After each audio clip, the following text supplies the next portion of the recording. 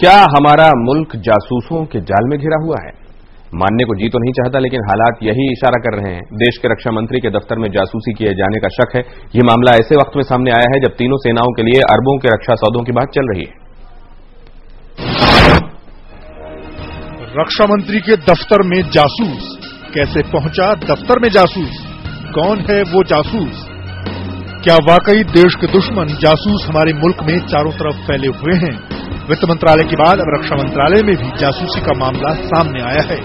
खबर यह है कि रक्षा मंत्री ए.के. एंटनी के दफ्तर की जासूसी हुई थी। सूत्रों के मुताबिक जासूसी का यह मामला बीते महीने 16 फरवरी को सामने आया, जब मिलिट्री इंटेलिजेंस की एक टीम रक्षा मंत्री के दफ्तर की बग डिटेक्टर से रूटीन जांच कर रही थी। जांच के दौरान अचानक बग डिटेक्टर बज उठा, जिससे पता चला कि दफ्तर में कोई जासूसी उपकरण छिपाया हुआ है। बाद में आईबी की काउंटर इंटेलिजेंस टीम को बुलाकर दफ्तर की दोबारा जांच कराई गई। हालांकि रक्षा मंत्रालय किसी भी जासूसी की खबर का खंडन कर रहा है, लेकिन सबसे बड़ा सवाल यह है कि अगर जासूसी की खबर गलत है तो फिर आईबी से जांच क्यों कराई गई? Defense Ministry is a very sensitive ministry. This kind of routine checkup is a routine natural thing. It is an ongoing thing. And this time also there was checkup, not a routine thing. मामला 16 फरवरी का है। अगर इसमें कोई सच्चाई थी ही नहीं तो फिर इतने दिन बाद ये मामला अचानक सामने क्यों आया?